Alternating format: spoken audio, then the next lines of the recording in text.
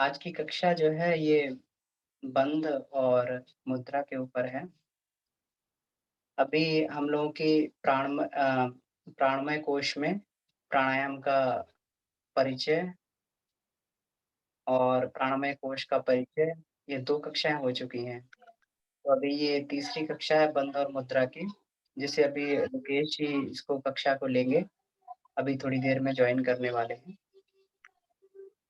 तो इसमें ये हाँ, प्राणमय को लोकेश जी ज्वाइन कर लिए हैं। जी, जी, जी। जी, मैं अभी उनको ये करता हूँ।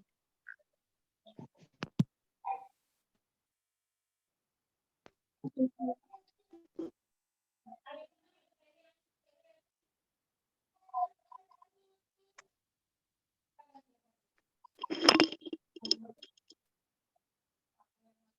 सभी को प्रणाम। जी भैया प्रणाम। भैया मैं आपको भैया कोहोस्ट बना देता हूँ इसमें, तो आप चाहें तो इसमें जो है अपने आप को म्यूट अनम्यूट करते रहेंगे।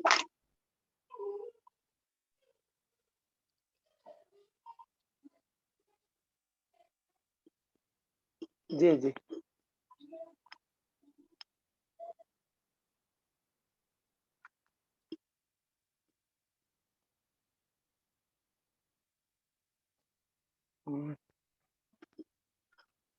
साफ नज़र आ रहा हूँ ना मैं? जी, हाँ भैया आपका सही नज़र आ रहा है बिल्कुल एकदम, कैमरा ठीक है, वीडियो ठीक आ रहा है। जी।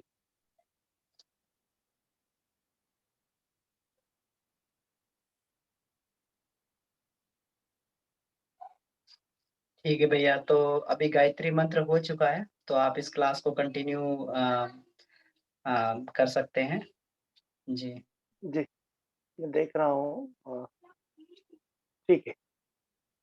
जी भैया, धन्यवाद। सभी को प्रणाम। हेमंत जी को धन्यवाद। मदनी बाबू जी प्रणाम। आज का जो विषय है जिस पर हम चर्चा करने वाले हैं, वो विषय है मुद्रा और बंध में मुद्रा और बंध की उपयोगिता प्राणमय कोश के संवर्धन में या विकास। तो थोड़ी सी थ्योरी में क्लियर कर देता हूँ, स्टार्टिंग वाली, फिर अपन इसको स्टार्ट करते हैं। तो पहली चीज ये है कि मैं मान के चल रहा हूँ कि आपने जो आनंदमय कोश है उसके जो भी अभ्यास थे, आसन, उपवास, तत्वशुद्धि और तपश्चर्या, वो ढंग से समझा भी होगा और किया भी होगा। देखिए, एक लेवल हासिल हो जाना बहुत जरूरी है। बहुत गहरा लेवल या आनंदमय कोश का सिद्ध होना आवश्यक नहीं है, क्योंकि जो जैसे कोश में हर एक उंगली का अपना इम्पोर्टेंस है, अलग अलग दिखते हुए अलग अलग अस्तित्व होते हुए भी वो एक ही चीज से जुड़ी हुई है। इसी तरीके से पांचों कोशों का डेवलपमेंट पर धीरे धीरे ध्यान देना बहुत आवश्यक है। एक कोश के जागरण हो जाने पर या उसकी सिद्धियां मिल जाने पर दूसरे कोश को देखना सही अप्रोच नहीं है। पांचों को एक साथ धीरे धीरे जैसे जैसे योग्यता विकसित होती आवाज जाए कम करिए, आवाज कम है, आवाज कम। वैसे वैसे देखना। Speak loudly. जी, वैसे वैसे देखना एक सही अप्रोच है। और इसी कारण से आप अनिमेय कोश की प्रैक्टिस को छोड़े नहीं। अनिमेय कोश हो चुका, सिलेबस के फॉर्म में हो चुका, जब तक कि आपको उसकी फायदा न मिलने लगे, जब तक कि आपको उसका लाभ न मिलने लगे, तब तक आप जो है वो अनिमेय कोश की साधनाओं को भी कंटिन्यू रखिए, किसी न किसी फॉर्म में, किसी न किसी तरीके से। और साथ में आप प्राणमय कोश की कुछ चीजों को भी अपने जीवन में धारण करें।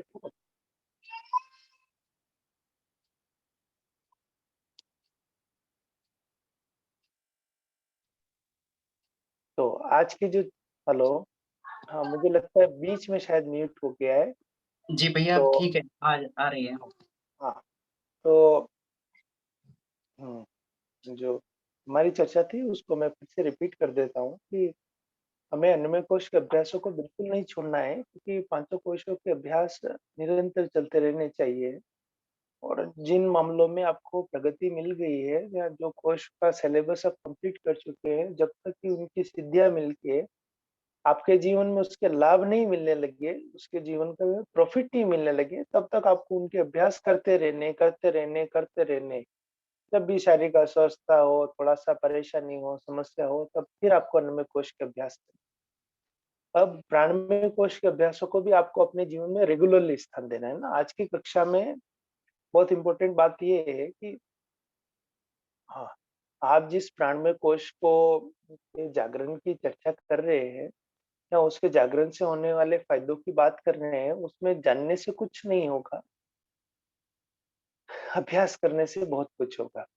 तो जानना भी ज़रूरी है उसके थ्योरी पक्ष के बारे में, फिर उसका प्रैक्टिकल पक्ष रोज़ दिन अपने जीवन में अभ्यास करना भी ज़रूरी है। और एक सीमा तक आपका ये अभ्यास हो जाने पर फिर धीरे-धीरे ये कम समय लेने लगेगा, फिर आप मनोमय कोश पे ज़्यादा समय लगा पाएँगे।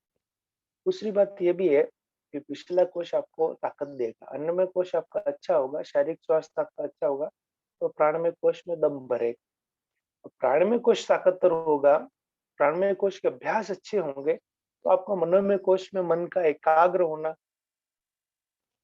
और मन का नियंत्रित होना, वो भी एक आसान होगा। तो इसलिए दोनों तरीके के अभ्यासों का अपने जीवन में समावेश करें, ठीक है? हमारे जो विषय इसमें प्राणायाम के अलावा है बंध और मुद्रा।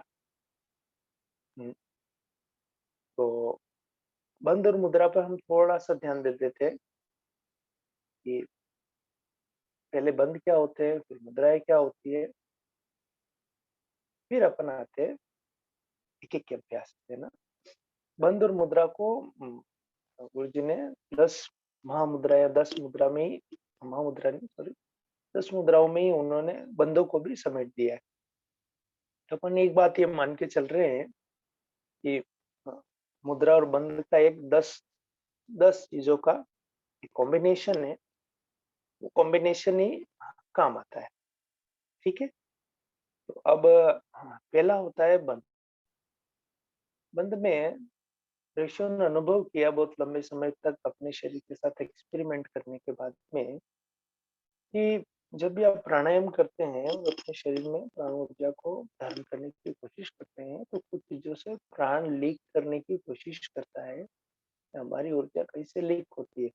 उन जगह पे बांधने, उन जगह को रोकने, ताकि प्राण संरक्षित रहे, शरीर में ही रहे या हमारे शरीर का मतलब एक बात और मैं कह देता हूँ, इसका मतलब हमेशा ये शरीर नहीं होता है ना?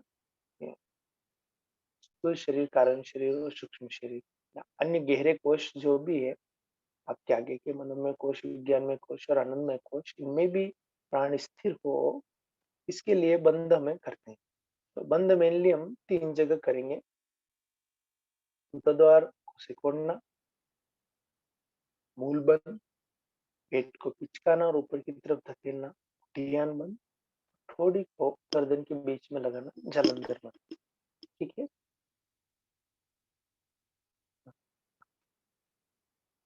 अब ये तो हमारी चर्चा हुई बंधों की। जी, अब बंधों के बाद में हम मुद्राओं पे भी चर्चा करेंगे, सब मुद्राओं पर। तो हम अब स्टार्ट करते हैं वन बाय वन। सबसे पहले लेते हैं मूल। आपको प्राण शक्ति को और दूसरी चीजों को जिससे मैं निर्देश देता जाऊं, वैसा आपको महसूस करते चलना, ठीक है? तो आप मुझे देख पा रहे होंगे।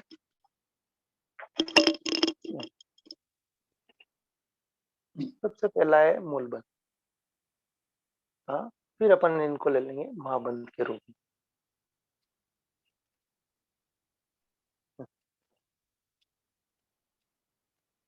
चलिए शुरू करते हैं। पहला है मूल बंध।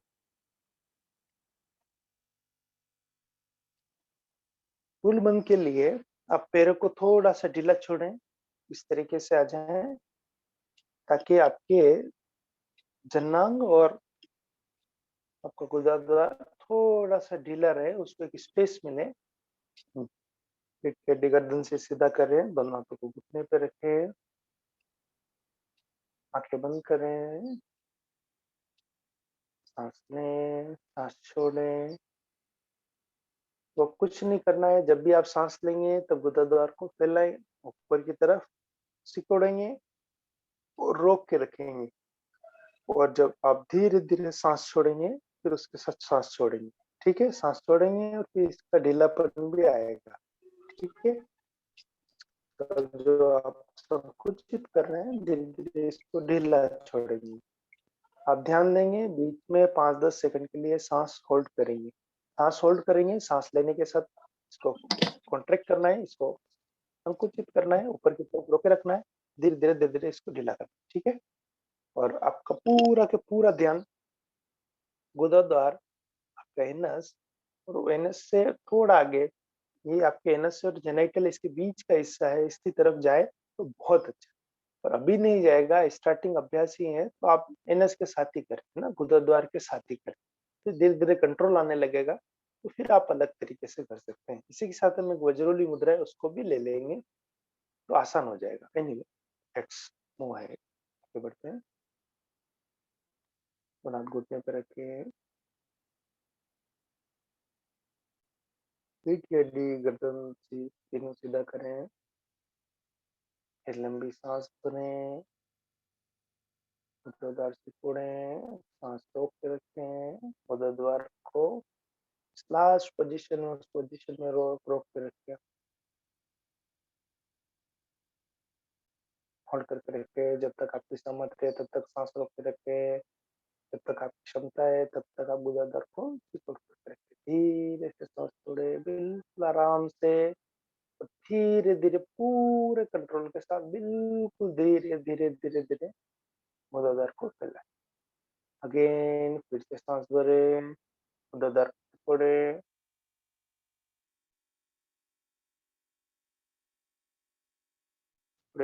गुदाद्वार को ठीक है,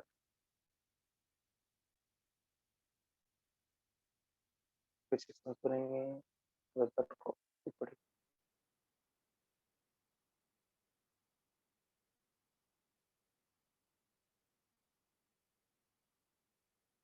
सांस छोड़ें, गुदाद्वार को ढीला छोड़ें। एक बिल्कुल हार्मोनी में, एक लय में, एक ताल में, हर सांस भरने के साथ में गुदाद्वार को ऊपर की तरफ उठाएं, सिकोड़े, रोक के रखें, सांस को भी रोक के रखें, कुछ समय के लिए कुंभक करें, धीरे धीरे धीरे धीरे। इसका नाम है मूल बंध। मूल का मतलब है कुंडलिनी शक्ति का मूल है इस एरिया में, उसको रोक के रखना। यहाँ से ऊर्जा नीचे की तरफ नहीं जाए, जो ऊर्जा काम शक्ति के रूप में नीचे की तरफ बह रही है, वो ऊर्जा फिर धीरे धीरे धीरे धीरे ऊपर उठे। और जो गुरुजी ने ध्यान में कहा है कि जो अंदर की वासना है भावना में परिवर्तित हो, ऐसा भी अपन ध्यान कर सकते हैं। फिर अगला अभ्यास है, वो है उड्डयन बंद। उड्डयन बंद के लिए हमें एक दो बातें ध्यान देनी पड़ेगी अगर हमें उड्डयन बंद करना है। देखिए, आप जो भी अभ्यास कर रहे हैं, अगर आपकी उस अंग से रिलेटेड सर्जरी हुई है, उससे रिलेटेड एक्सीडेंट हुआ है, अलग से विशेष निर्देशन में ही करें। हम अभी कॉमन पीपल्स के लिए बता रहे हैं, जनसाधारण लोगों के लिए। आपको अपनी बीमारी जैसे अपेंडिसाइटिस है या और कोई समस्या है आपको, आप उस समस्या के अकॉर्डिंग ही करें।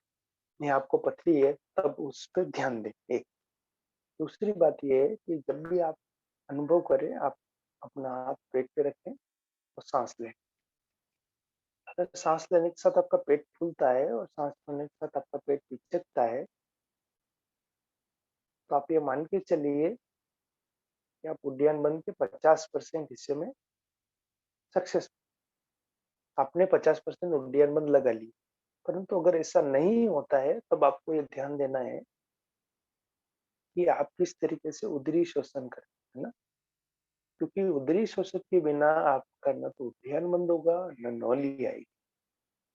इसलिए सबसे पहली चीज आपको जो करनी है, वो ये करनी है कि आपको सांस भरनी है तो पेट फूलना चाहिए। आप बच्चे को देखेंगे तब भी आपको अनुमान हो जाएगा, इसी तरीके की श्वास नेचुरल होती है। ठीक है? मैं उड्डयन बंद बता रहा हूँ, इसकी प्राइमरी प्रैक्टिस और भी बता देता हूँ मैं। चलिए इसको हम पद्मासन में ले लेते हैं। पद्मासन में मूलबंध स्वतः लग जाता है, अलग से आपको लगाने की आवश्यकता नहीं पड़ती। सांस भरते हुए ऐसे फुलाएंगे, पहले डेमोन्स्ट्रेशन देख लीजिए क्योंकि यहाँ देखने योग्य चीजें हैं। सांस छोड़ेंगे,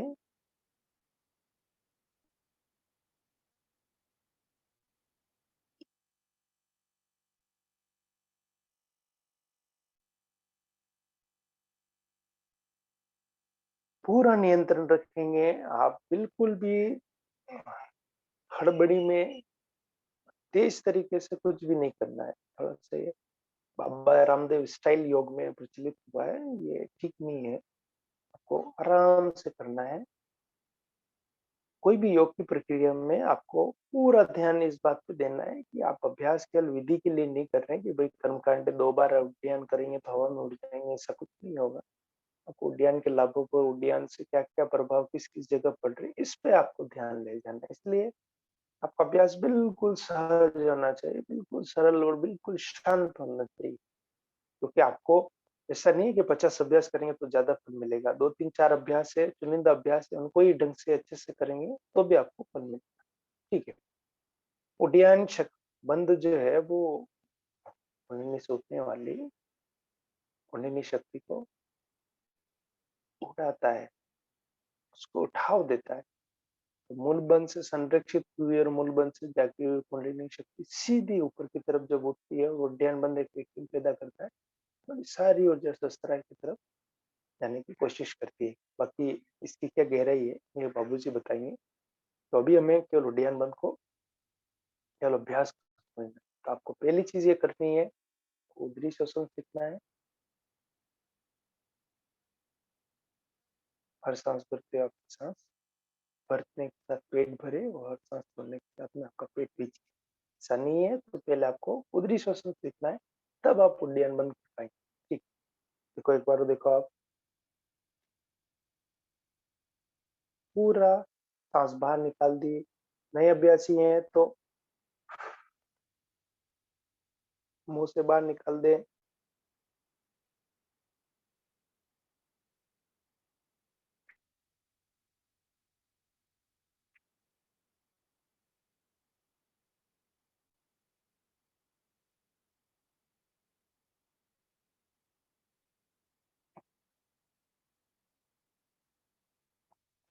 इसको पिचकाए हुए पेट को एक ठीक ठीक नॉर्मल स्थिति में लाने के बाद ही आपको फिर से सांस लेनी। ठीक है, तो आइए मेरे साथ अभ्यास कीजिए, मेरे इंस्ट्रक्शंस के साथ में करेंगे। पेट के गर्दन से सीधा करें, जो पद्मासन लगा सकते हो पद्मासन लगाए, जो पद्मासन नहीं लगा सकते हैं जैसे वो अर्ध पद्मासन में बैठ सकते हैं, वो भी नहीं कर सकते हो सरल जैसे पहले बैठे थे वैसे बैठे रहेंगे। हाथों को घुटनों पर रखें, धीरे से सांस छोड़ना शुरू करें नाक से, देन मुंह से पूरी सांस बाहर निकाले। पेट पिचका है पीछे की तरफ,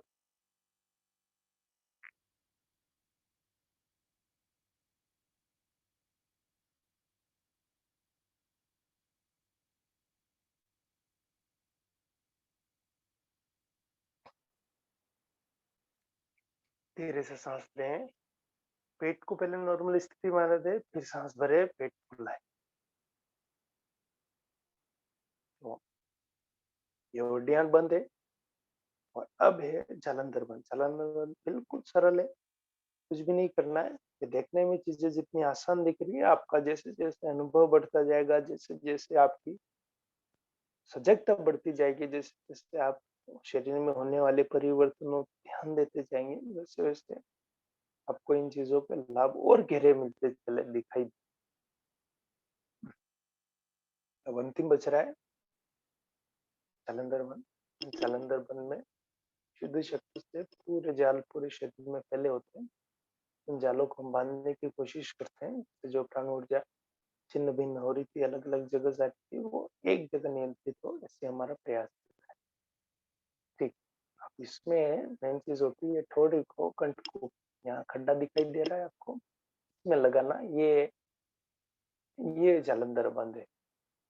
आप इसको दोनों टाइम लगाना है, जब सांस ले तब भी, सांस छोड़े तब भी। प्राणायाम से कई बार ऊपर की तरफ ब्रेन की तरफ एक्स्ट्रा ब्लड प्रेशर पड़ता है। ब्लड प्रेशर नहीं, एक्स्ट्रा प्रेशर पड़ता है। हाँ, जब आप फेफड़ों में पूरी तरीके से हवा भरते हैं तो उससे बचाव करने के लिए ये एक अच्छा साधन है। स्टार्ट करेंगे, गहरी लंबी सांस लें, पेट में भरें और थोड़ी को कंठ से लगाएं। जो सर्वाइकल के पेशेंट्स हैं उनको नहीं करना है। रोक के रखें, धीरे से ऊपर की साइड आए, आराम से सांस छोड़ें। अगेन फिर से सांस लें, बुलाएं, थोड़ी कंठ में लें,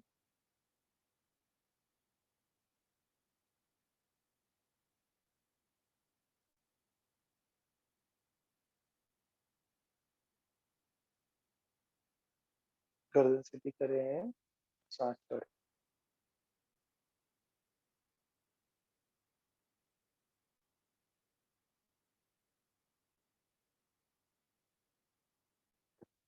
थोड़ी सी देर 1 मिनट मौन बैठे रहें, शांत बैठे रहें।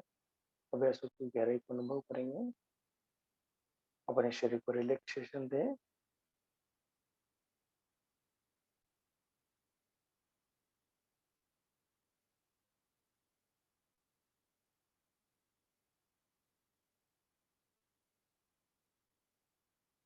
फिर अपने आप को रेडी करेंगे महाबंध के लिए।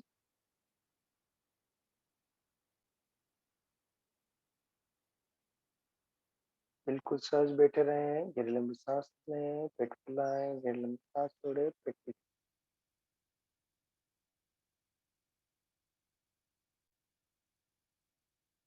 इसके बिना न नॉलेज संभव होगी, न उद्यान।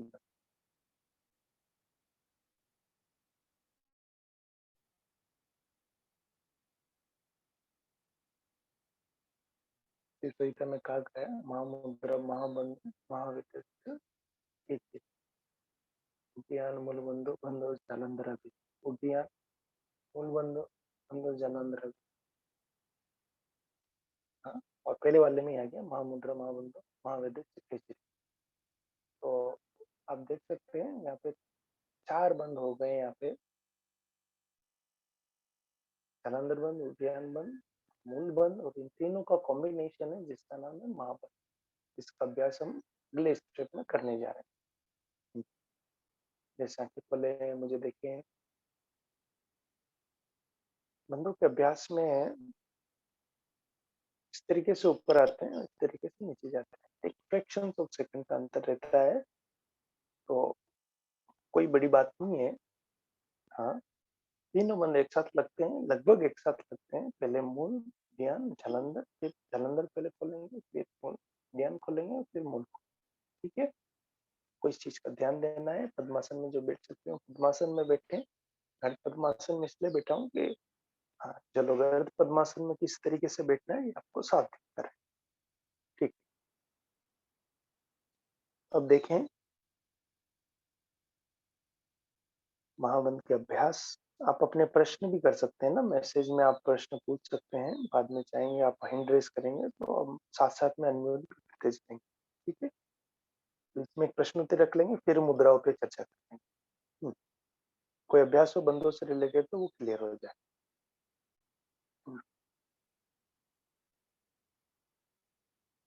फिर ऐसा ध्यान दें,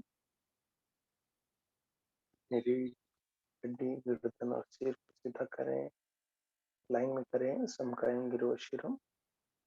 गीता की परिभाषा आसन की बस इतनी चाहिए। फिर लंबी सांस लें, छोड़ें, लें, छोड़ें। हमें सांस लेने के साथ भी तीनों बंदों का अभ्यास करना है, सांस छोड़ने के साथ भी तीनों बंदों का अभ्यास करना है। जब सांस लेंगे तो मूल और जालंधर बंद अच्छे से लगेंगे, जब सांस छोड़ेंगे तब उड्डयन बंद अच्छे से लगेगा। ठीक, ये लंबी सांस लें, मुंह से छोड़ें,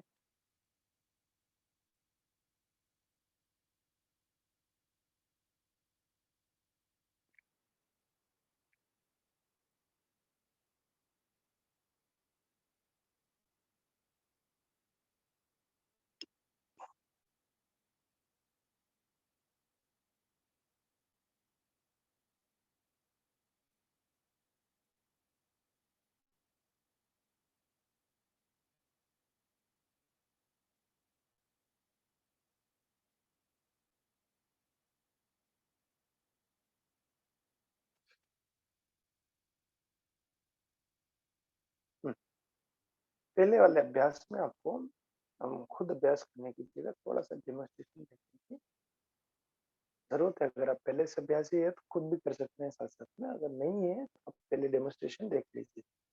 मैंने क्या किया है कि जब भी सांस छोड़िए, मुंह से छोड़िए ताकि सारी हवा निकल जाए। इसके बाद में मैंने मुंह से गुदाद्वार को सिकोड़ा, फिर पेट को पिचकाया है, फिर ठोड़ी को गर्दन में लगाया, ठोड़ी को गर्दन से हटाया है, फिर पेट को उसी साथ साथ में ढीला किया, फिर अंतिम में मुंह को ढीला किया। ठीक है, ओके। एक दो बार और अभ्यास करते हैं पकाने के लिए। ये लंबी सांस लें, छोड़ें, पूरी सांस बाहर निकाले मुंह से, गुदादार सिकोड़े, पेट पिचकाएं, गर्दन थोड़ी में लगाए।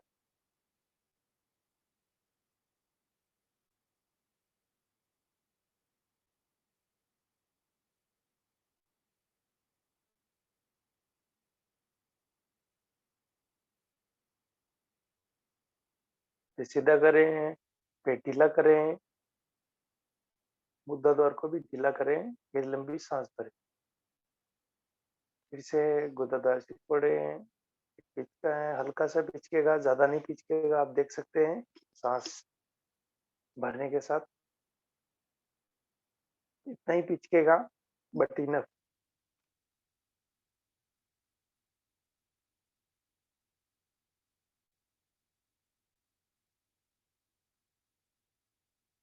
धीरे से सिर को सीधा करें, सांस बाहर छोड़ें, गुदादार को ढीला।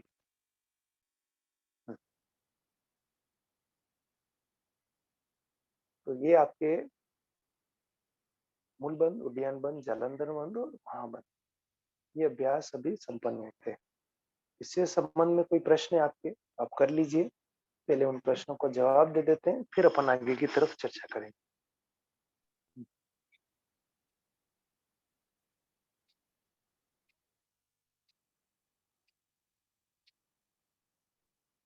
जी, आप मैसेज भी कर सकते हैं। जी, इंटरेस्ट। यह मेरा एक प्रश्न था कि जी, गुरुदेव ने जो महाबंध का जो विधि है वो वाङ्मय में अलग तरीके से बताई हुई है। तो ये वाली विधि है जैसे तीनों बंधों को लगा के महाबंध बनता है, तो ये मतलब कहाँ पर एक्सप्लेन किया है इस चीज को? कहाँ से रेफरेंस लिया जा सकता है इसका? बताइए। मैंने तो गायत्री विज्ञान में तो उन्होंने यही लिखा है कि इन तीनों का मिक्सचर ही महाबंध है। Okay, okay. हाँ, वाङ्मय में क्या लिखा है? वाङ्मय में कुछ अलग पद्धति है भैया महाबंध की, तो वो एग्जैक्टली ऐसी नहीं है तीनों बंध लगा के जो है। तो उसमें जो है ये वाङ्मय 13 में नहीं है शायद, ये है इसमें साधना पद्धतियों का ज्ञान विज्ञान या ज्ञान विज्ञान में जो संभव है, सरिता। हो सकता है। मैं देखूंगा, अध्ययन करूंगा तो और चर्चा कर लेंगे। वहाँ कैसी है, क्या डिफरेंस है? अगर ये मुझे पता चल जाता अभी तो अच्छा रहता, नहीं अच्छा, तो अच्छा। मैं देख तो के फिर बताऊँ। मैं अपनी थोड़ी देर में फिर मैं आपसे फिर दोबारा इसको देख के मैं इसमें। बिल्कुल,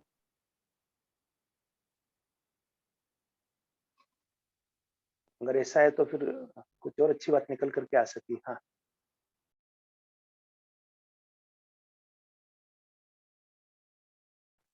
हाँ, जिनको हाई बीपी है वो भी कर सकते हैं क्या? यस, कर सकते हैं। लोकेश भैया, जी, मैं ऐसे सिंह बोल रहा हूँ गाजियाबाद से। एक छोटा सा प्रश्न था कि जो हार्ट के पेशेंट हैं या बीपी वाले पेशेंट हैं, जी।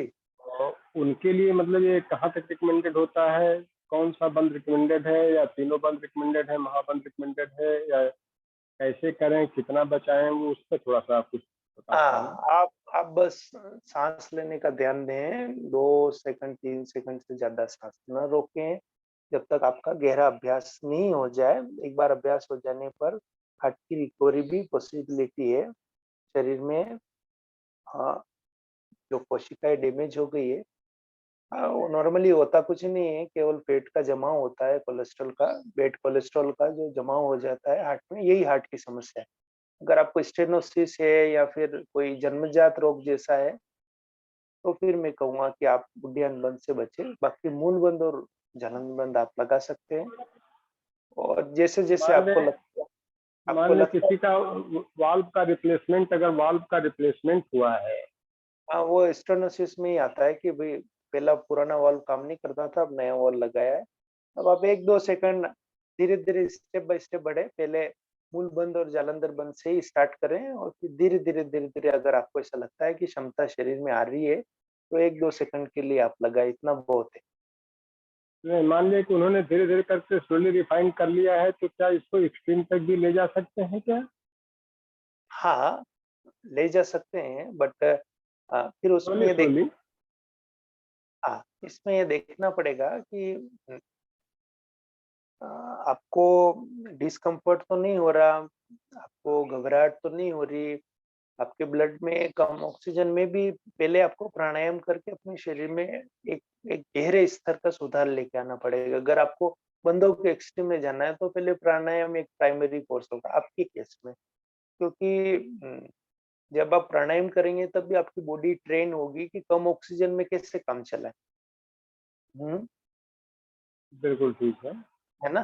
तो तब अगर जैसे हार्ट है वो अगर प्रॉपर्ली काम नहीं कर पा रहा है, वैसे नहीं करता है, क्योंकि नहीं करता है का मतलब ये है कि कुछ इमीडिएट फिजियोलॉजिकल चेंजेस आते हैं ना, कि एक थोड़े समय के लिए हमारे शरीर में कुछ परिवर्तन होते हैं, जिसमें हार्ट बीट का स्लो हो जाना भी एक है। जब आप बंद करेंगे और आप देखेंगे कि आप व्यवस्थित ढंग से बंद लगा रहे हैं, तो आपकी हार्ट बीट थोड़ी लो हो जाती है। मान लिया कि 72 चल रही है, तो 68 के अराउंड 3-4 हार्ट बीट का अंतर पड़ता है। इसमें मन की शांति भी ज़िम्मेदार है और आपके शरीर का स्तर भी ज़िम्मेदार है। तो आप ले जा सकते हैं, पर 4-5 मिनट से ज़्यादा न करें, क्योंकि नकली चीज़ें या फिर बाहरी चीज़ बाहरी होती है, तो अनावश्यक दबाव देने की बजाय हमारे पास प्राणायाम करके साधारण नाड़ी शोधन और साधारण प्राणाकर्षण प्राणायाम करके हमें उसके लाभ हासिल हो रहे हैं। तो हमें इस दिशा में मुझे लगता है आगे नहीं बढ़ना चाहिए, जब हमारा शरीर का कम साथ देता हो। ठीक है भैया, थैंक यू, थैंक यू। ये अभ्यास से जुड़े रहना इम्पोर्टेंट नहीं है। तो ये है कि भाई प्राणमय कोश जगे, फिर बाबूजी बताएँगे कैसे समाज सेवा करके प्राणमय कोश भी जगता है। हाँ, दूसरे प्रश्न को लेते हैं, क्या ये डिलेड एजुकेशन के लिए बताइए? यस। अपनी मुद्राओं का और बंधों का गहरा प्रभाव पड़ता है वीर्य के ट्रांसम्यूटेशन में, खास करके जो हम फिजिकल सीमन समझते हैं, उसके भी अपने इफेक्ट है। तो उससे पड़ता है, ये कीगल एक्सरसाइज नहीं। भारत के लोग कई हजारों सालों से जानते रहे हैं कि ट्यूबोकोक्सियल मसल्स में और सॉस मसल्स जो होती है, जो रीढ़ की हड्डी को सीधा रखती है, उसमें ऊर्जा का प्रवाह अच्छे से होता है। तो उन्हें ये पता थी ये बातें, तो हमारा उद्देश्य किसी भी स्थिति में ये नहीं है कि व्यक्ति यौन सुख का आनंद ले। है ना?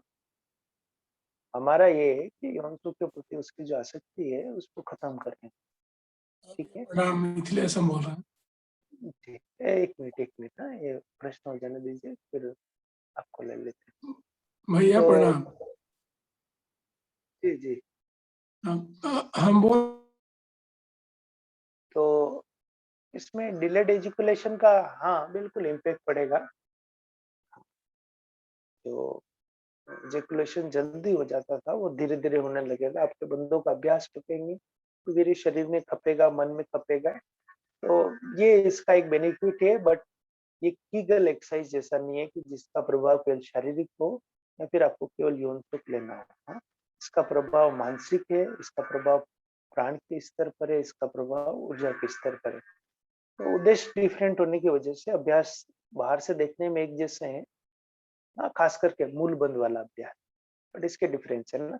ईगल में और भी बहुत सारी चीजें होती है, जिसमें जैसे आप यूरिन करते हैं तो रोकते हैं, या फिर एक अश्विनी, अभी अश्विनी मुद्रा की चर्चा होगी, और एक वज्रोली मुद्रा की चर्चा होगी, वो भी लगभग कुछ कुछ वैसी ही है।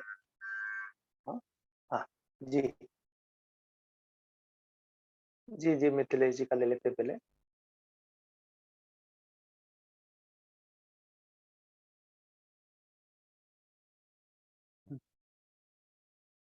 हाँ, सांस निकालने के बाद कौन सा बंद लगाना है? सांस निकालने के बाद उड्डयन लगाना है।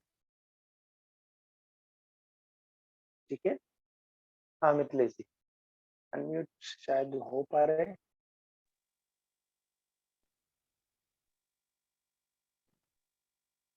हाँ भैया, आवाज आ रही है। जी जी। प्रणाम भैया। प्रणाम।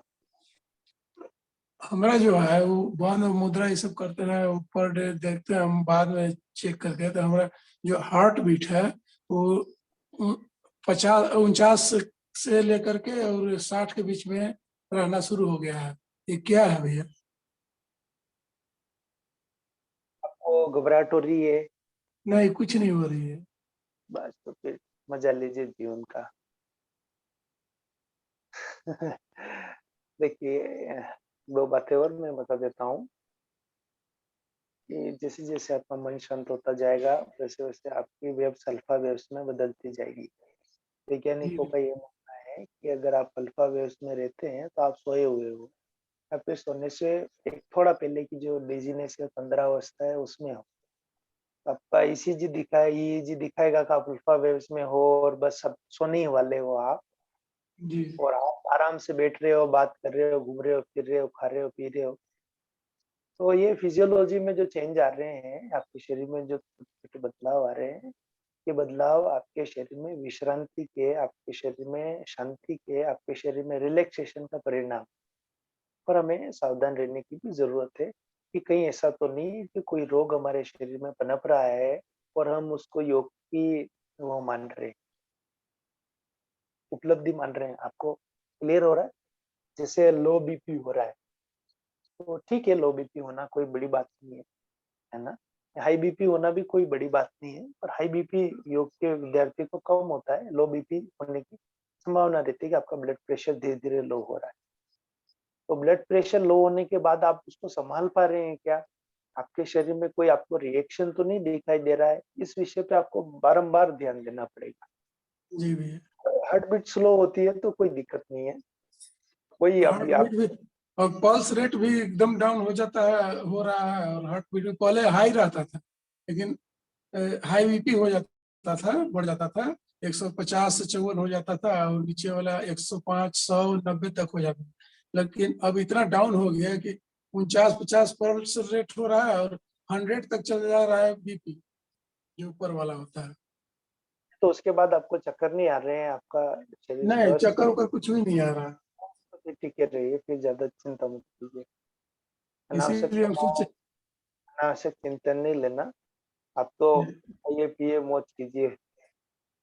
और फिर भी ऐसा लगता है कि किसी किसी दिन मेरा थोड़ा ज्यादा डाउन हो रहा है, तब आप सूर्य वेदन का अभ्यास कीजिए, उससे फायदा मिल जाएगा। जी। एक दो प्रश्न और ले ले। धन्यवाद।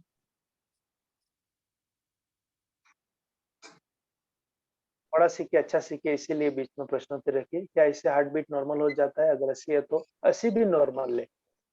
जी भैया। हाँ? उमेश जी, 80 भी नॉर्मल है ना? एक बीए में एक डॉक्टर है, बहुत अच्छा एग्जांपल देते हैं। नॉर्मल क्या होता है? नॉर्मल ये होता है कि अमिताभ बच्चन और जया बच्चन की शादी हुई है ना। अमिताभ बच्चन बहुत बड़े हैं, 6 साढ़े 6 फुट के राउंड के हैं, और जो जया बच्चन है ना वो 5 फुट की है। अगर आप 72 हार्ट बीट चाहते हैं तो क्या करेंगे आप? अमिताभ बच्चन की टांग काट देंगे और जया बच्चन में जोड़ देंगे। तो 72 से 80 ठीक है, कोई दिक्कत नहीं है। ये ट्रैकिकार्डिया का वो नहीं है, ठीक है, कोई दिक्कत नहीं है, ये भी नॉर्मल ही है। ठीक है, मेरे खुद की 82 के राउंड रहती है। हाँ, सांस जरूर ढीली पड़ती है। मैं एक बात पिछली बात में कहना भूल गया, जैसे जैसे आपका प्राणायाम का अभ्यास होता जाएगा, नॉर्मल रेस्पिरेटरी रेट है 12 से 14 या 15 हाईएस्ट रेंज में। और आप देखेंगे कि आपकी सांस केवल 6 बार 7 बार 5 बार ही चलेगी, तो कोई दिक्कत नहीं है ना। आप उतनी सांस में, पर आपको घबराहट हो रही है, आपको शुगर लेवल डाउन हो रहा है, को समस्याएं पैदा हो रही है, तब ये चिंतन का विषय है। छोटी सी भी प्रॉब्लम हो रही है तो ये चिंतन का विषय है। तो कोई भी समस्या नहीं हो रही तो आपके जीवन का आनंद लें, कोई दिक्कत नहीं। केवल नींद आने जैसा महसूस होता है, लगता है कि सोते आराम से बस यही महसूस होता है, कुछ नहीं होता। नहीं तो फिर आपको कुछ कुछ कुछ गड़बड़ हो रहा है। जी तो आप सूर्य वेदन का अभ्यास कीजिए, वो बहुत जरूरी है। और कुछ कुछ ध्यान करने से पहले आप अच्छे से आसनों का अभ्यास कीजिए। मुझे लगता है आप शायद आसन को इग्नोर कर रहे हैं। अभी अभी तक तो छोड़े नहीं है आसन, कभी रेगुलर है पूरा आसन। तो बस आगे योग को अच्छे से कीजिए, उससे मतलब कभी डिजीनेस जैसा भी आए। देखो, एक थोड़ा सा प्राणायाम करने के बाद शरीर में चकराहट और शरीर में एक शांति का एहसास होता है, ये स्वाभाविक है। अफीम से जो न्यूरोकेमिकल निकलते हैं वो प्राणायाम के अभ्यास से भी निकल सकते हैं, है ना। अफीम करने के बाद आदमी को जैसा नशा आता है वैसा नशा योग करने के बाद भी व्यक्ति को आता है जी ना। तो कोई दिक्कत नहीं है, उससे कोई समस्या नहीं है। बट आपको ऐसा लग रहा है कि भाई नींद आनी ही चाहिए या नींद लेंगे तभी फ्रेशनेस महसूस होगी। तो फिर थोड़ा शरीर में आप बीच बीच में जब भी आपको ऐसा लगे तब आप थोड़े शारीरिक अभ्यास कीजिए, फिर मानसिक कीजिए, फिर शारीरिक कीजिए, फिर मानसिक कीजिए। इसका कॉम्बिनेशन बना लीजिए। जी ठीक है, प्रणाम।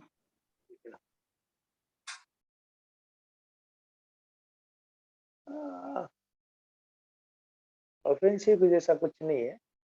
आपका प्रश्न प्रश्न है, आपको उत्तर चाहिए तो अच्छी बात है।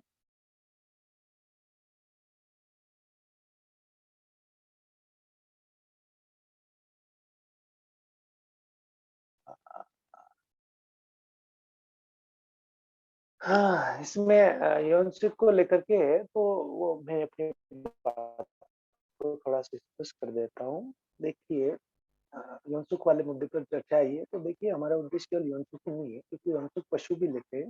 यौन सुख लेना भी जीवन का एक आनंद है। वैवाहिक जीवन में लौकिक आनंद लेना भी एक आनंद है। उपनिषदों में इसे भी घृणितियां बुरा नहीं कहा गया है, और मैं भी इसे घृणितियां बुरा नहीं कहता हूँ। तांत्रिक साहित्य इससे भरे पूरे, पूरी फिलोसॉफी इस पर है। और गुरु जी ने भी आध्यात्मिक काव्य विज्ञान लिखा, उसमें भी इसको जिक्र किया है। मेरा कहने का मतलब ये है कि यौन सुख की आसक्ति तक हम संबंधित न रहें, क्योंकि हमारे देखने का नजरिया फिर केवल फिजिकल हो। ऊंचे बैठ के नीचे का आनंद ले रहे हैं, चलेगा। नीचे बैठ के नीचे का ही आनंद ले रहे हैं, नहीं चलेगा। आपका चेतना का स्तर बड़ा हुआ है, फिर आप उतरते हैं नीचे की साइड, तो कोई दिक्कत नहीं है। तो बाबूजी की एक बात है, ओशो का कहना है कि संभोग से समाधि की ओर।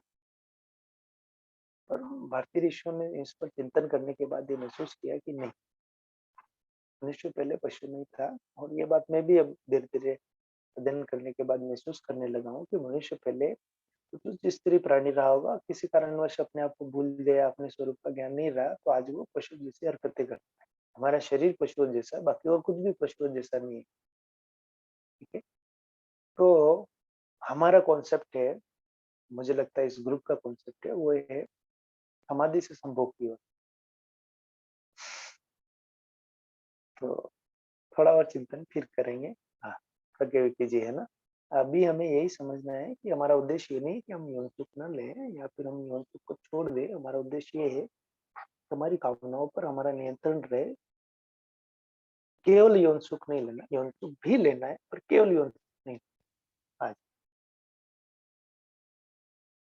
जी प्रज्ञा विक्की जी को ले लेते हैं, उनका हैंड रेज है।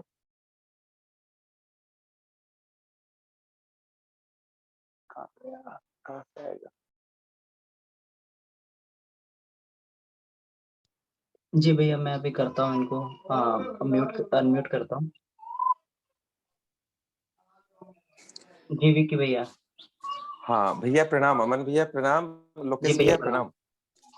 हाँ भैया, मैंने अपने साथ कुछ चीजें महसूस की है, उस पर आपसे प्रकाश चाहता हूँ।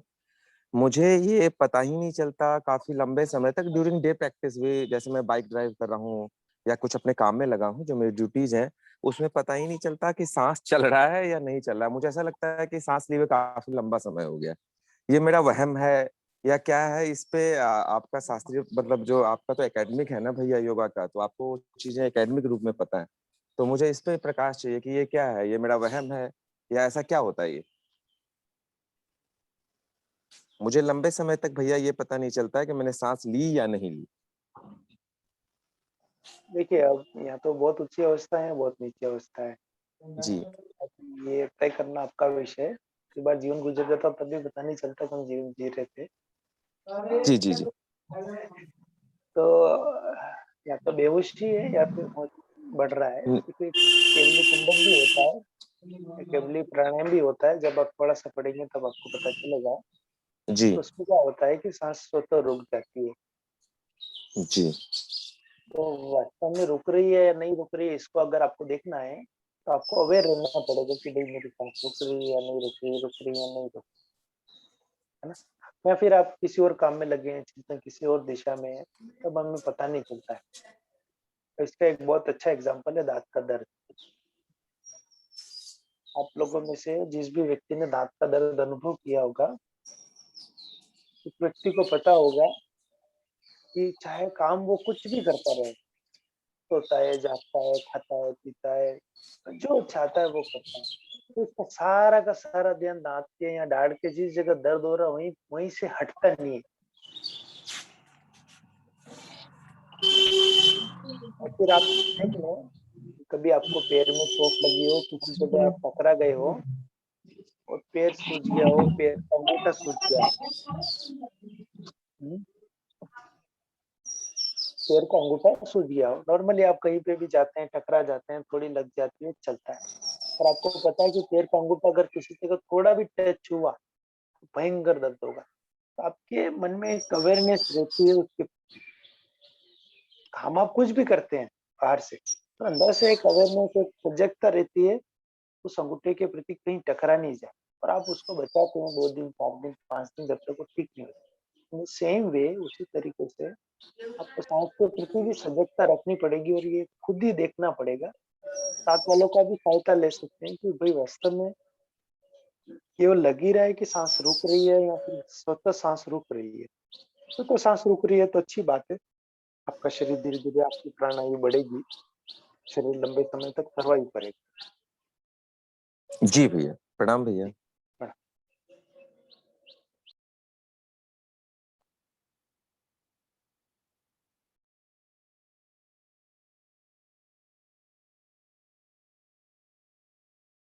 हाँ भैया, साउंड बहुत कम आ रहा है, मैं कोशिश करूंगा तेज बोलने का। आपने कहा पद्मासन से मूलबंध लग जाता है। यस, पद्मासन करने से मूलबंध की जो व्यवस्थित स्थिति है, गुदाद्वार का संकोचन हो, वो संभव हो जाता है। सिद्धासन में भी मूलबंध लग जाता है। तो इसमें कुछ वो नहीं है, शरीर के पोस्चर्स, मेडिटेटिव पोस्चर्स इसीलिए बनाए गए हैं कि उनके फायदे मिले। जो मूलबंध के फायदे मिलने होते हैं, अगर आप पद्मासन में बैठेंगे तो उसमें भी मिलने शुरू हो जाएगी। और आपको ये ध्यान देना है कि शरीर इतना जकड़ा हुआ न हो, अब लंबे समय तक बैठे तो आपका शरीर समस्या करे। हाँ, पहले शरीर को धीरे धीरे आसन उपवास की मदद से ढीला कर ले, फिर आप पद्मासन में बैठेंगे तो आपको उसके मूलबंध के फायदे भी मिलेंगे। जी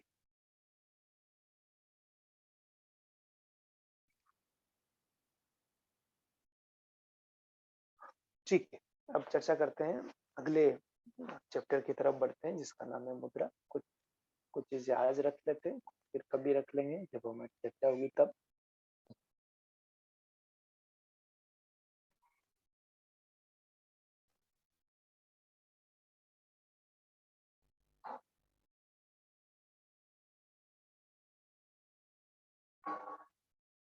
हाँ, अगला अभ्यास है वज्रोली का। देखिए, इससे आपने पद्मासन, अर्ध पद्मासन के लिए लिया है, पैर को देखो आप ध्यान देंगे जेनिटल्स और इसके बीच ये पिंग रखा है, और इसको बिल्कुल हमने ढीला छोड़ा है और थोड़ा सा आगे की तरफ झुक गया। ठीक है। हाँ, और भी प्रश्न हो तो आप ले सकते हैं। एक दो और अभ्यास कर लेंगे अभी खिचड़ी का, वज्रोली का। महामुद्रा, महाबंध और महावेद का जो कॉम्बिनेशन प्रैक्टिस है वो किसी और दिन लेंगे।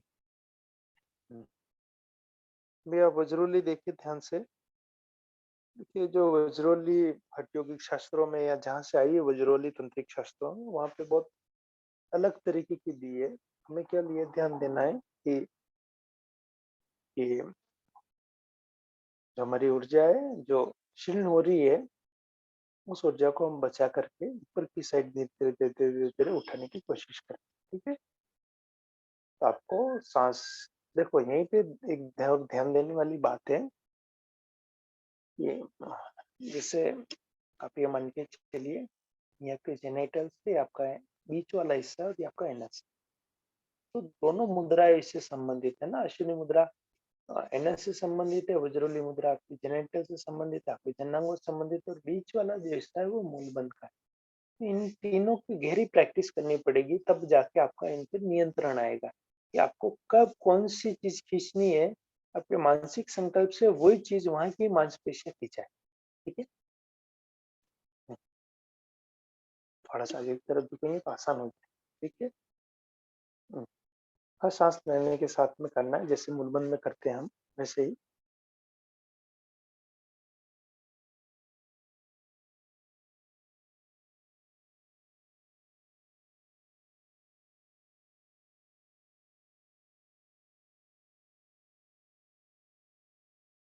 सांस भरते हुए सिकोड़े, सांस छोड़ते हुए सीधा छोड़े, बहुत आराम से।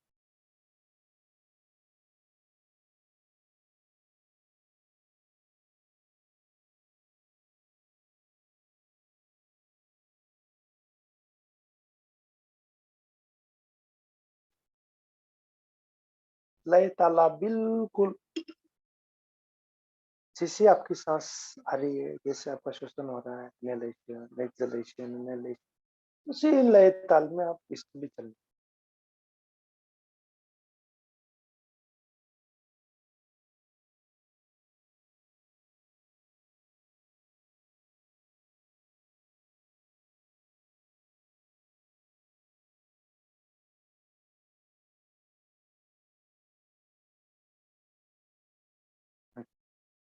खाते रहे,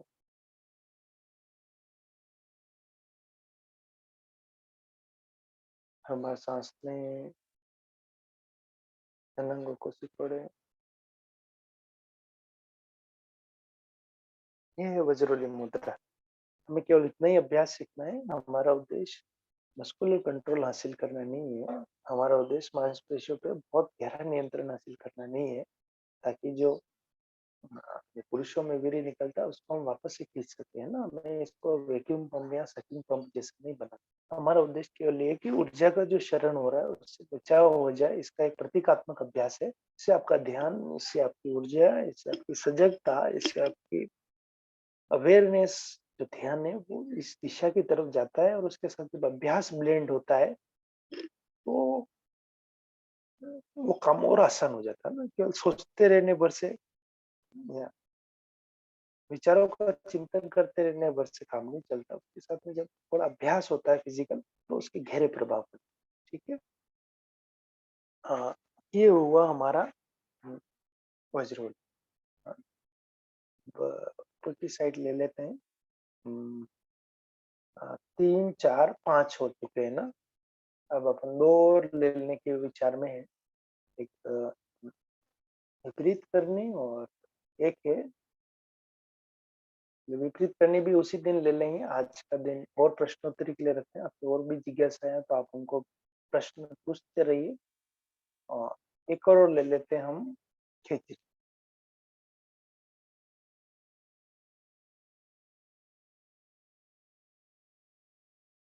खिचड़ी मुद्रा को लेकर के भी है कि पहले जीभ को लंबा करो, फिर उसको फोल्ड करो, फिर उसको यहाँ से देख पा रहे हैं, यहाँ से अगर मैं सुई डालूं तो वो क्रॉस करके यहाँ निकल जाएगी मिड ब्रेन के आसपास में।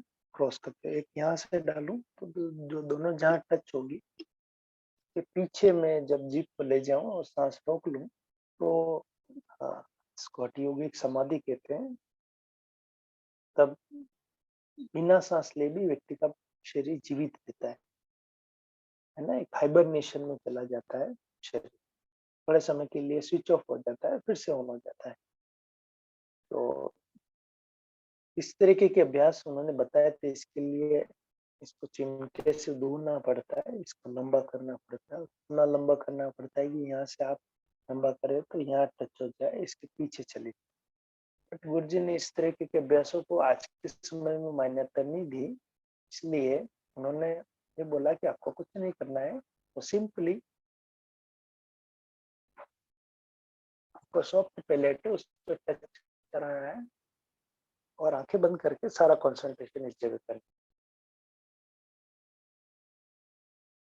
कोई सांस वास का झगड़ा नहीं है, अब नॉर्मल सांस लें छोड़ें और भी कुछ विशेष नहीं करना है।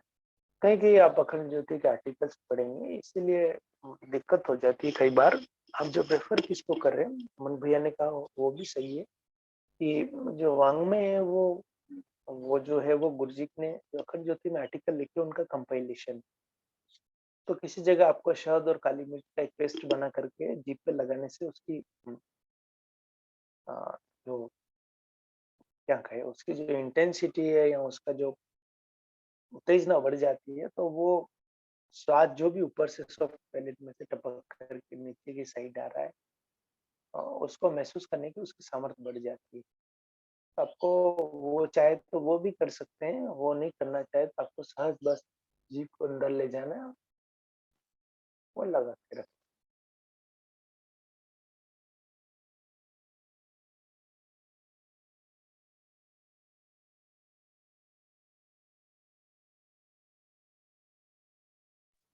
भैया ये हरिवंश यादव जी का हैंड रेज है, तो इनको मैं, लेकिन इनका ऑडियो कनेक्ट नहीं है। आप अपना ऑडियो कनेक्ट कीजिए। साइड हरिवंश यादव जी, आप अपना ऑडियो कनेक्ट कीजिए, आपका ऑडियो कनेक्ट नहीं है। तो क्लास 6:30 तक है ना? जी जी भैया, 6:30 बजे तक क्लास है, जिसमें और प्रश्नोत्तरी वगैरह ली जा सकती है। तो खेचरी मुद्रा में बस आपको ये ध्यान देना है कि आपका जो ब्रेन है फिर विचारात्मक या मनोमय कोश में जब जाएंगे तो तब ये खेचरी मुद्रा का जो जो परिणाम है या खेचरी मुद्रा की जो विधि है वो पूरी तरीके से बदल जाएगी, है ना। ख का मतलब होता है आकाश, चरी का मतलब होता है चरण करना, है ना। तो जब आपकी बुद्धि संपूर्ण आकाश में भ्रमण करने लगे, एक न्यू लेवल में आपकी बुद्धि जब जाने लगे, तो वो खींचती।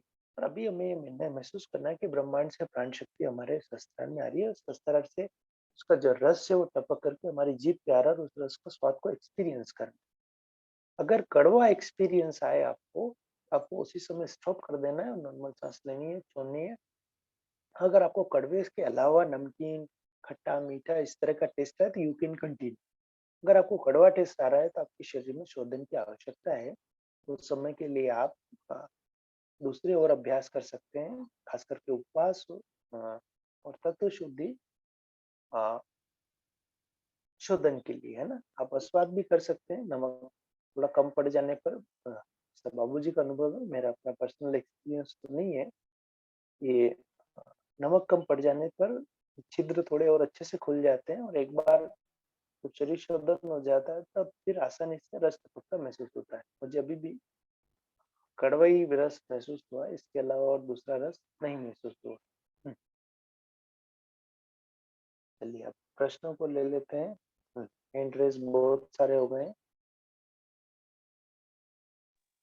जी भैया, तो इसमें हैंड, मैं बाबूजी को भी इसमें अनम्यूट। बिल्कुल बिल्कुल। जी बाबूजी भी इसमें आप अपने आप को अनम्यूट कर सकते हैं बाबूजी, तो बाबूजी से भी हम लोगों को साथ साथ आशीर्वाद मिलता रहेगा। Ask to unmute. अच्छा, ये हरिवंश यादव जी, आप अपने आप को अनम्यूट कीजिए। इसमें हाँ, जो हैंड रेज है उन लोगों को पहले अवसर दें। जी जी बाबूजी, हरिवंश यादव जी, मैं आपको यहाँ से अनम्यूट कर रहा हूँ, आप भी अपने आप को अनम्यूट कीजिए। हाँ जी, आप अपना प्रश्न पूछ सकते हैं। जैसे ब्लड शुगर बढ़ जाने पर क्या क्या सावधानी रख सकते हैं?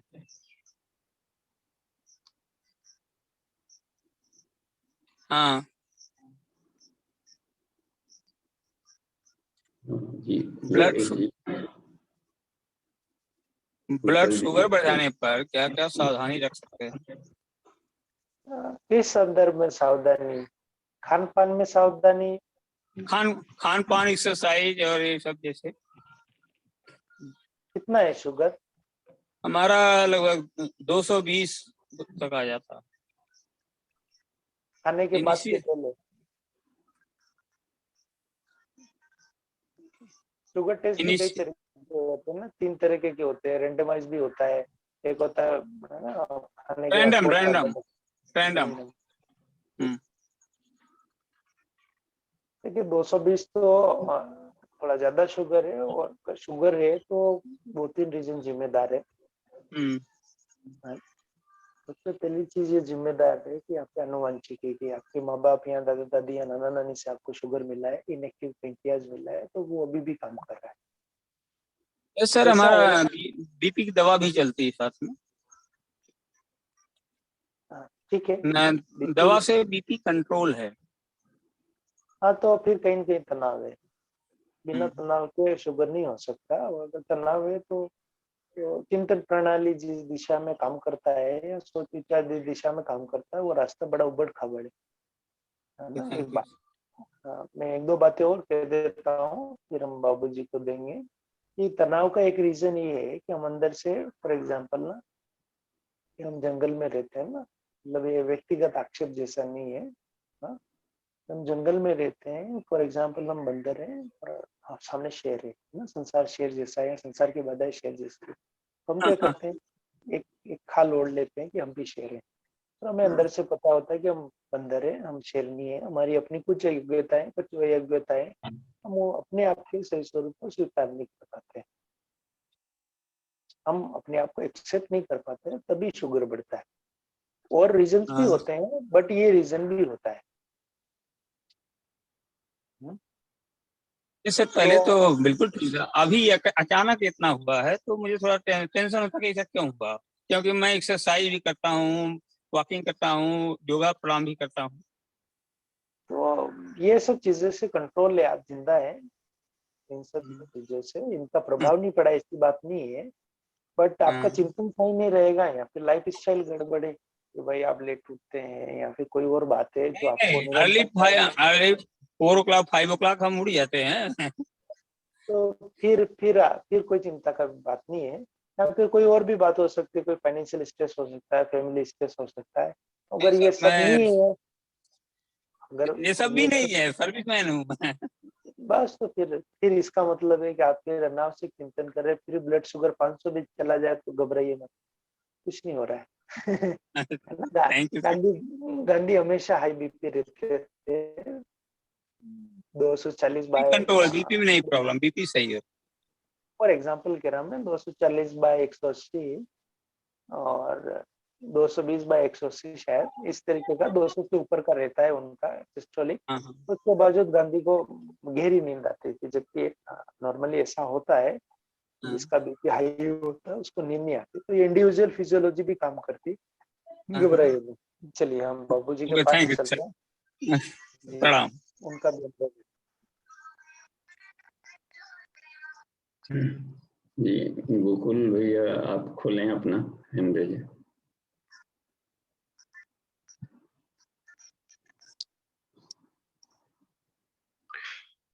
हेलो। हाँ भैया प्रणाम। प्रणाम।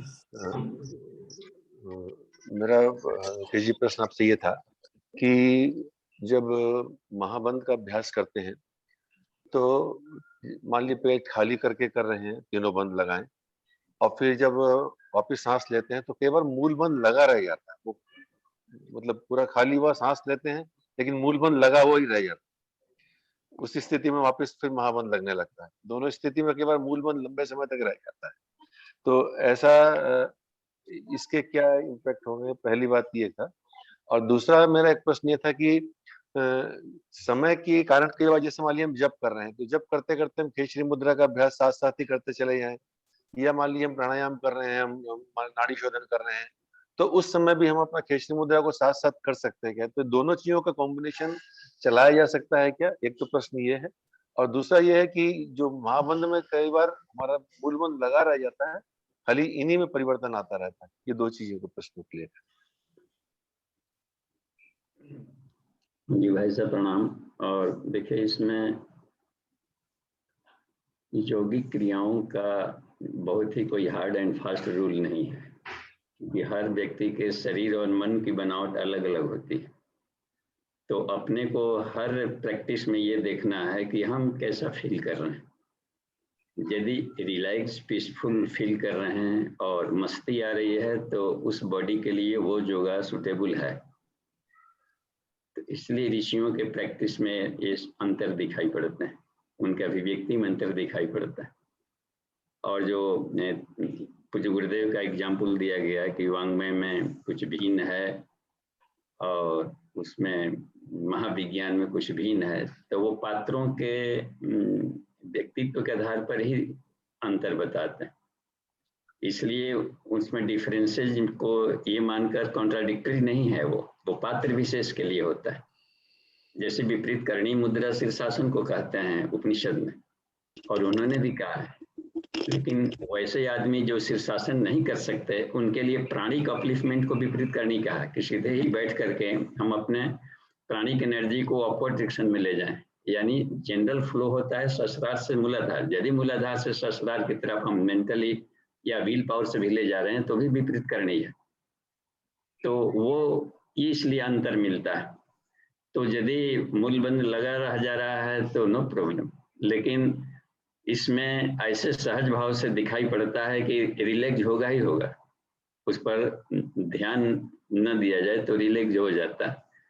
तो उसको ले करके कोई प्रॉब्लम नहीं आ रही है तो कोई बात नहीं। ऐसे कल की कक्षा भी इससे रिलेटेड है, क्योंकि उसमें ध्यान बिंदु उपनिषद में कुंडलिनी जागरण के लिए ये अग्नि योग की प्रक्रियाएं कहलाती, वहनी योग कहते हैं इसको, जो हिट प्रोड्यूसिंग योगाभ्यास से और कुंडलिनी शक्ति को वार्म अप करके और उसको ऊपर की तरफ ले जाए। तो उस पर भी हम लोग चर्चा करेंगे। तो इसमें अच्छा, खिचड़ी मुद्रा की जहाँ तक बात है, तो यदि उपांशु जप कर रहे हैं तो खिचड़ी मुद्रा नहीं हो पाएगा, क्योंकि जीव उसमें हरकत करते रहता है भीतर को।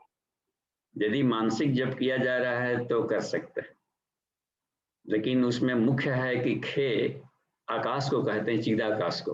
तो चिदाकाश में यदि हमारा मेडिटेशन जा रहा है तो खिचड़ी मुद्रा का पूरा लाभ मिलेगा। और कुछ और क्रियाएं हो रही है तो उससे सिर्फ फिजिकल और थोड़ा सा बहुत ही कम स्तर का लाभ मिलता है। तो हमेशा हमें ये क्रियाएं होती है वो थोड़ा सा टोन्ड अप करती हैं, हेल्प करती हैं ट्यूनिंग करने में, लेकिन मेंटली है सब वो। तो उसका उद्देश्य रहता है कि हमारा जो प्राणिक फ्लो है वो क्रेनियल रीजन में ही रुक जाए, वो मूलाधार की तरफ मत छुए हमारा, यानी हमारा ये जो फ्लो है वो काम वासनाओं के तरफ फ्लो से उसको रोके। तो उसके लिए उद्देश्य रहता है। और पूरा का पूरा वो मेंटल होता है, चूंकि मनसा है, मनसी भी कहा है उनको। तो इसलिए उद्देश्य रहता है कि यदि हम अच्युत अवस्था में बने हुए हैं तो खिचड़ी मुद्रा कंटिन्यू है, भले जीव को कहीं मोड़े या ना मोड़े। लेकिन कोई व्यक्ति चिदाकाश में रह रहा है, उठते फिरते योगी जो कि अवधूत स्तर पे होते हैं, तो वो हमेशा खिचड़ी में है, वो आकाश में विचरण कर रहा है, वो उसकी चिंतन प्रणाली काम कर रही है। अस्थित प्रज्ञ आदमी खिचड़ी अस्थित कहलाता है। जी धन्यवाद। जी बाबू जी प्रणाम। एक और हैंड रेज है बीके पांडे जी का। जी बाबू जी। हाँ जी, खोल सकते हैं। हाँ जी, बीके पांडे जी आप अपने आप को अनम्यूट करें।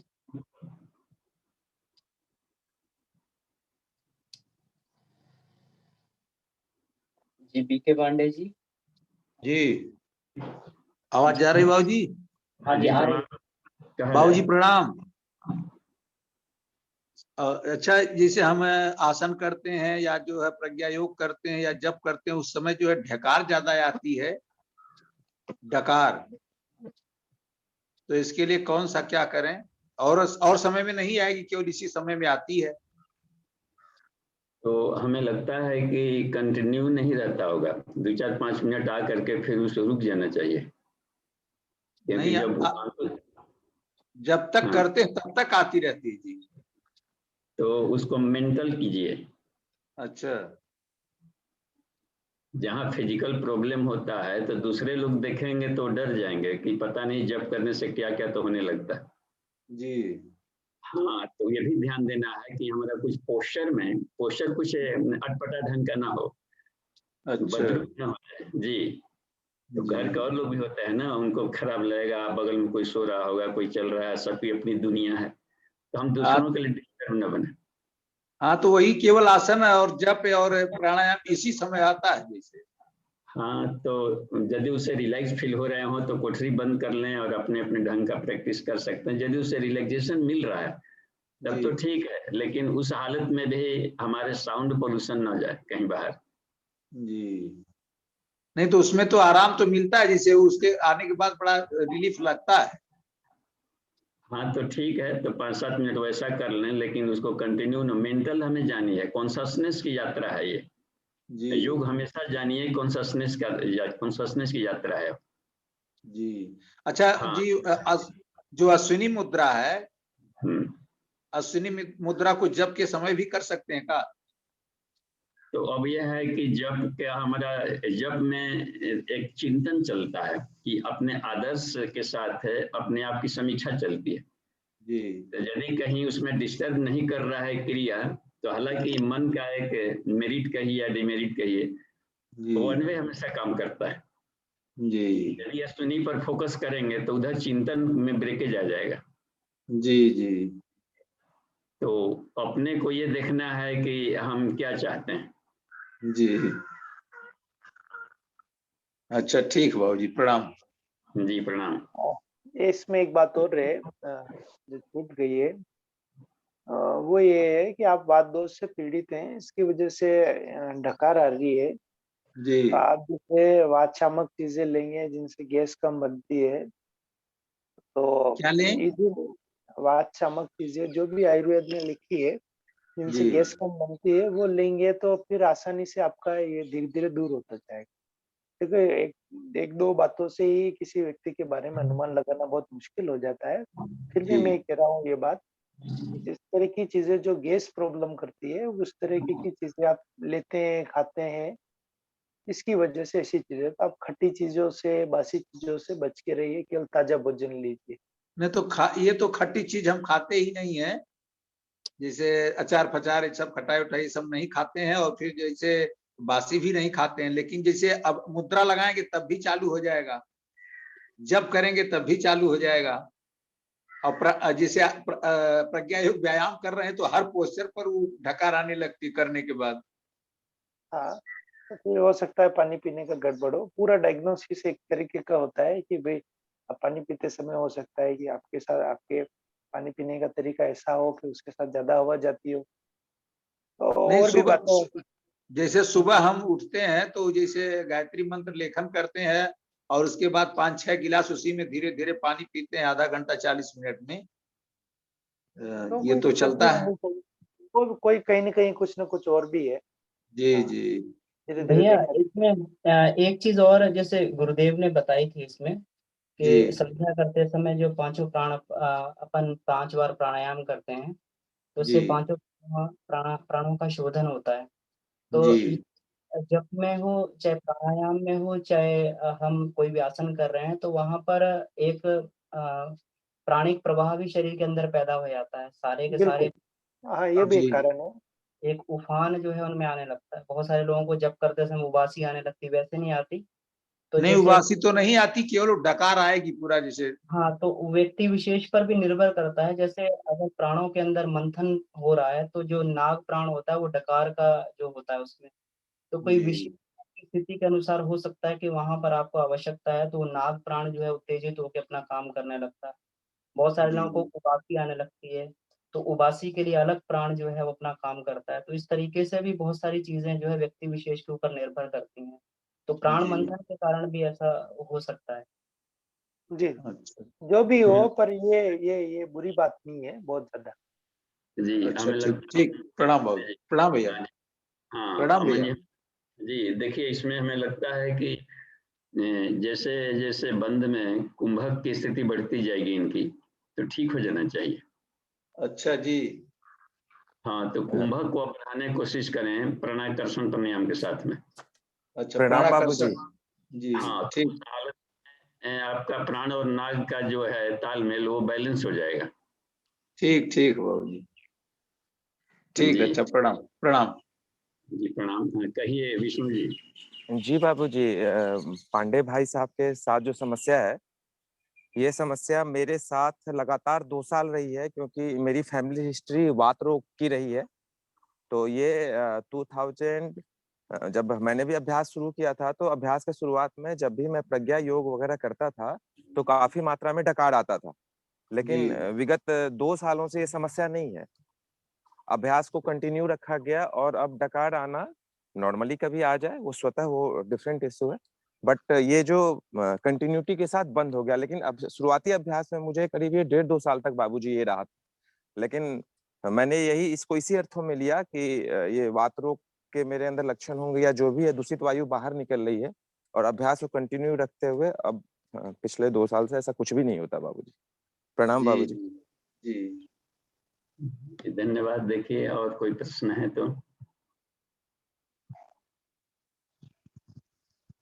जी बाबूजी, इसमें चैट में आया है, वीरेंद्र प्रसाद जी का है। वज्र, एक तो नितिन जी का भी प्रश्न है इसमें, तो नितिन हाँ, जी का पढ़ रहे हैं बाबूजी। भैया प्रणाम। भैया, भोजन में उपलब्ध प्राण तत्व की जांच कैसे करें? क्या हम अपनी प्राण शक्ति से भोजन की प्राण शक्ति जान सकते हैं, या किसी इंस्ट्रूमेंट से इसकी जांच की जा सकती है, जिससे हमें भोजन की उपयोगिता का हमारे शरीर के अनुरूप पता चल सके? इस पर अपना अनुभव बताएं। जी भैया। हाँ लोकेश जी, कुछ हमको लगता है कि मशीन कुछ यंत्र जरूर बना होगा जी, कि हर पदार्थ के भीतर के कुछ पोटेंशियल या उसकी ऊर्जा का स्तर को बता सके।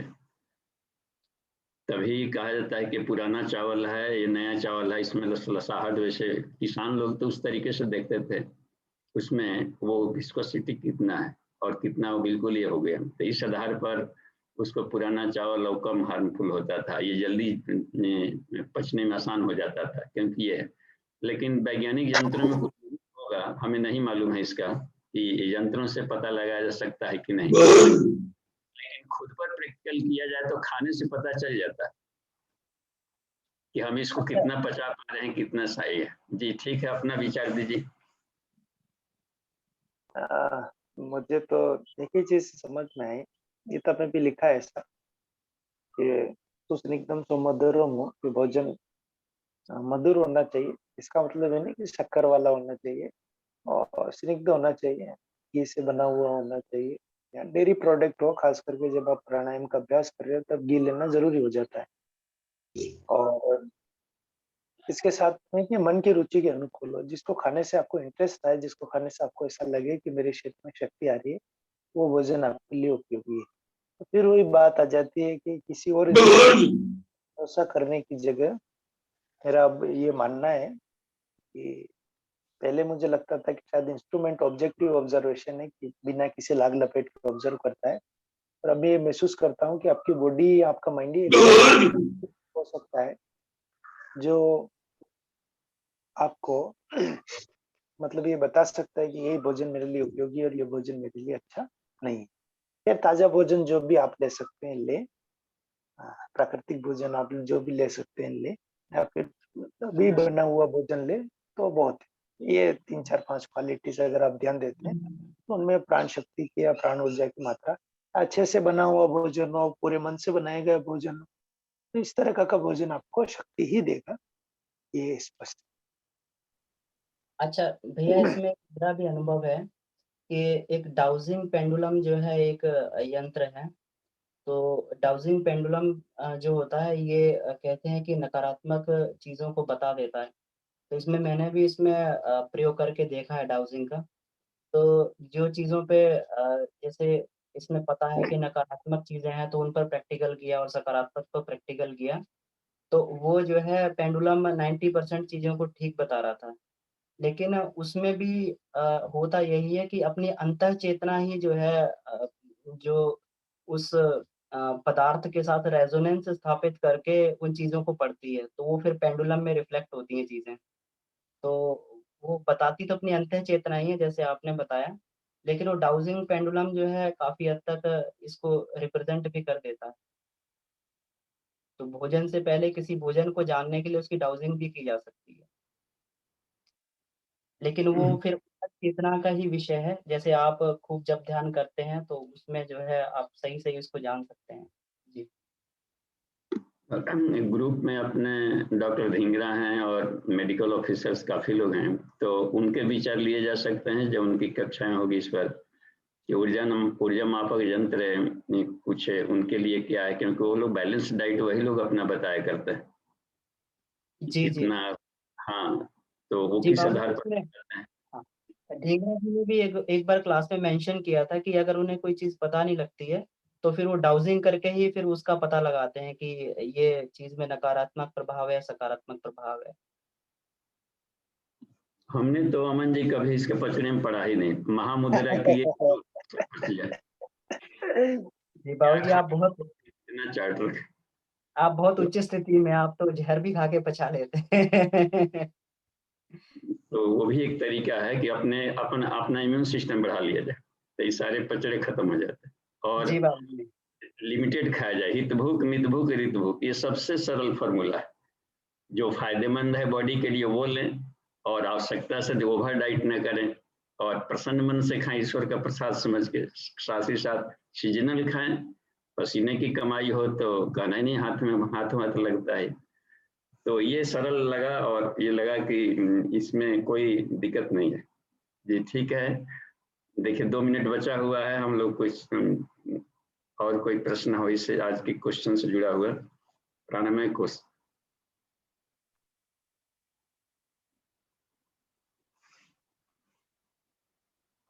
ज्यादा कर्मकांड करने से, पॉजिटिव नेगेटिव करने से ये वाला को सुधरने की वजह ऊपर वाला बिगड़ जाएगा।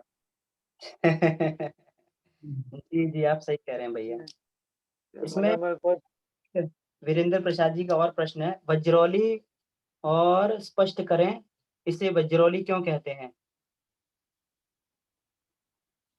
क्या किसको? इसको वज्रौली क्यों कहते हैं? इसका स्पष्टीकरण मांग रहे हैं बाबूजी थोड़ा और। देखिए वज्रा नाड़ी है, चूंकि हर एक नाड़ियां हैं जिससे कि वज्रोली और मूलाधार के आसपास में है, तो वो सब वज्रा नाड़ी और चित्रणी और ब्रह्म नाड़ी ये सब सुषुम्ना से जुड़ी हुई है, तो उस पर इफेक्ट डालता है, उसको स्ट्रॉन्ग बना देगा, और धीरे धीरे आपको ये मेल फीमेल दोनों के लिए बहुत ही कारगर है। तो कल इसके प्रैक्टिकल आएंगे, कर है थोड़ा कुंडलिनी जागरण में इसकी भूमिका, वो सुषुम्ना के माध्यम से हो जाता है, इसको भी लिया है, तो उसको हम लोग देखेंगे। तो इसको हमको लगा इस पर कि वो बजरा नाड़ी को स्ट्रॉन्ग करता है।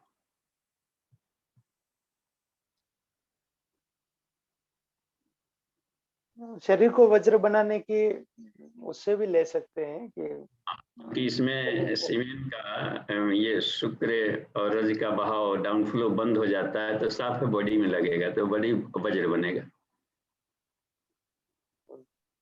महर्षि पतंजलि ने भी इसमें वज्र का संपद कहा है कि शरीर शक्तिशाली हो जाता है, इम्यूनिटी बढ़ जाती है, तो वो फायदे भी मिलते हैं जैसे बाबूजी कह रहे हैं। तो उस दोनों दृष्टिकोणों से सही है जी, और वज्रा शब्द आउटर लेयर के लिए आता है, तो फिजिकल बॉडी अपने आप में वज्रा नाड़ी के रूप में आ सकता है। जितना भी ये है स्थूल को वज्र कह देता है। तो इसमें जरूर है कि इसकी भूमिका है उसमें। तो नामकरण एक साइंस होता है, नोमेनक्लेचर साइंस, गुण बोधक होता है, इस आधार पर उसको लोग रखते हैं कि इसका क्या नाम रखा जाए इन क्रियाओं का। तो इससे जुड़ा हुआ है ऋषि चिंतन का, तो जितने पॉजिटिव अर्थ हम ले सकते हैं हम लोग।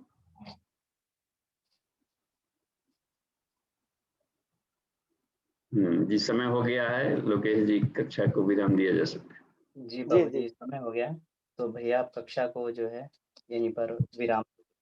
जी प्रतिपट दोहराए। जी भैया। ठीक है, रीड के गर्दन से सीधा कर रहे हैं, सांस लें, छोड़े, आराम से आंखें बंद कर रहे हैं, एक बार ओम, 3 बार शांति बोलें।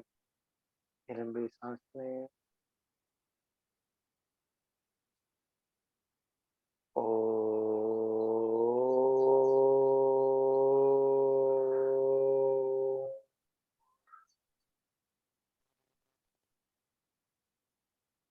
शांति ही शांति ही शांति ही।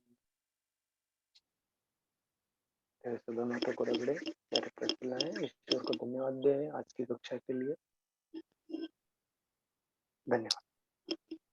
बहुत बहुत धन्यवाद भैया आपका। आपने अमूल्य समय देकर बहुत सारे नए अनुभव प्राप्त हुए आपसे। बाबूजी को बहुत बहुत धन्यवाद।